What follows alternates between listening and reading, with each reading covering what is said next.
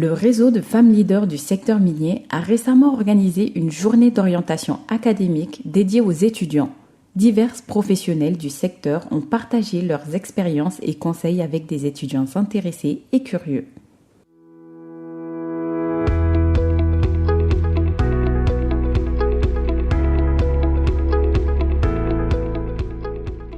Notre objectif aujourd'hui est de vous fournir les outils et les connaissances nécessaires pour prendre des décisions éclairées sur votre avenir académique et professionnel.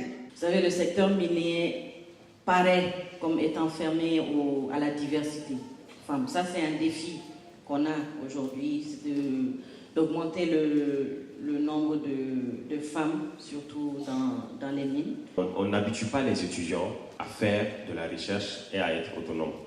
C'est-à-dire qu'il arrive des fois où les étudiants, l'enseignant leur donne 70%, même 80%, et les étudiants font très peu d'efforts pour pouvoir atteindre les objectifs.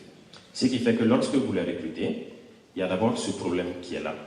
Mais on ne peut pas avoir d'expérience en restant à la maison.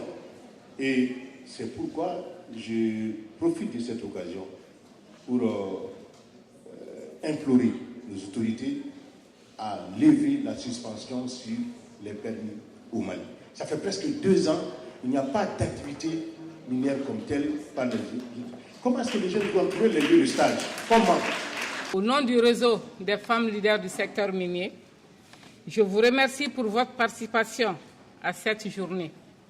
Vos contributions ont été d'un grand apport pour la réussite de cette journée. Il y a beaucoup d'opportunités et de perspectives, mais qui n'est pas connu par les étudiants et les élèves par rapport à leurs orientations, parce que l'information est un peu fermée et les étudiants ne vont pas vers l'information. Donc nous voulons les expliquer comment s'orienter, comment avoir les compétences requises pour exceller dans ce domaine qui est en pleine expansion. Ce que j'ai compris dans cette conférence, c'est que la compétence est différente du fait d'avoir un diplôme. Donc de ne pas seulement se focaliser sur les diplômes, mais de beaucoup plus se focaliser sur les compétences à avoir.